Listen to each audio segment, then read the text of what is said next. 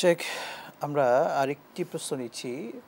লুঙ্গিতে যদি প্রস্রাব কিংবা বীর্য লেগে শুকিয়ে যায়, তাহলে সেই লুঙ্গি পরে পরবর্তীতে সালাত আদায় করা যাবে কিনা? এটাতে আলেমদের কিছুটা দ্বিমত রয়েছে, তবে ম্যাক্সিমাম আলেমের কথা হলো যে যদি এটা শুকিয়ে যেয়ে থাকে তাহলে পরে নামাজ পড়লে কোনো অসুবিধা হবে না। এটাই হচ্ছে সহি মত। এখানে দ্বিমতও রয়েছে।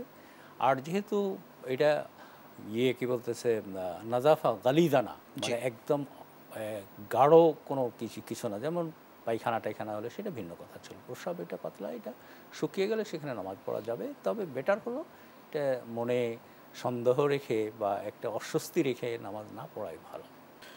শুকরান, জাযাকাল্লাহ। শেখ, আরেকটি প্রশ্ন দিচ্ছি। বিশেষ করে শাওয়াল মাসে বিয়ে করা সুন্নাত, কথাটি হাদিস সম্মত কিনা? এটা আসলে এইভাবে কোনো হাদিস এইভাবে পাওয়া যায় না। কারণ রাসূলুল্লাহ আয়েশা মা আয়েশা রাদিয়াল্লাহু তাআলা আনহা বলেন যে তোমরা অনেকেই বলে যে সফর, আরবিতে যে সফর, এটা কিন্তু বানান হচ্ছে সদ ফা রা, এটার আরেকটা উচ্চারণে সিফর, মানে শূন্য।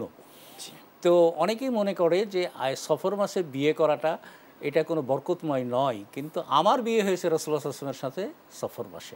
সুতরাং কোনো মাসকে নির্দিষ্ট করা এটা একটা ভুল ধারণা। এটা আমাদের অনেক সমাজে অনেকে বলেন যে এই মাসে, বিশেষ করে আমাদের প্রতি যে বিধর্মী রয়েছে, বিশেষ করে অন্য অমুসলিমরা, তারা অনেকেই মনে করেন যে এই মাসে বিবাহ করা যাবে না, এই মাসটা শুভ না, এই মাসটা শুভ না। কারণ ইসলামে এরকম শুভ অশুভের কোনো বিষয় নেই। এবং এই জন্য রাসূলুল্লাহ সাল্লাল্লাহু আলাইহি ওয়াসাল্লাম বলতেছেন লা তিরাতা ওয়ালাকিন্নাল ফাল, আমাদের মুসলমানদের কোনো অশুভ ধারণা নেই, বরং আমাদের শুভ ধারণা রাখতে হবে। এরকম গ্রামেগঞ্জে অনেকেই বলে না, কলস হাতে করে কাঁধে করে একজন গেলে তার সাথে দেখা হলে আমার কপালটা বোধ হয় শূন্য হবে না। এখানে আমাদেরকে শুভ কামনা নিতে হবে যে কলস তো শূন্য নিয়ে যাচ্ছে, সে পানি ভর্তি করে নিয়ে আসবে, আমি তো বের হচ্ছি শূন্য, কিন্তু আমার ভাগ্যে অবশ্যই পরিপূর্ণ কিছু আসবে। এই ধারণাটা, সুধারণাটা আমাদের নিতে হবে।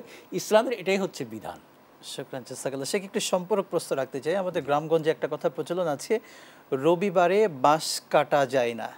এই যে কথাগুলো যারা বলে, এটা আসলে ইসলাম কোনো আসলে এটা কোনো কিছু না। কোনো ইসলামে এরকম বার কোনো নিষেধ নাই যে রবিবারে করা যাবে না বা সোমবারে করা যাবে না, বৃহস্পতিবারে করা যাবে না।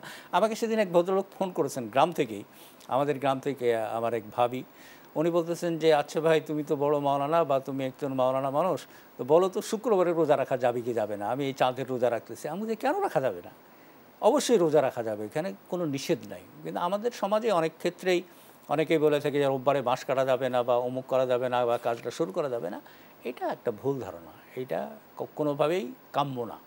কারণ ইসলামের দিনের ব্যাপারে কোনো পার্থক্য করা হয় না।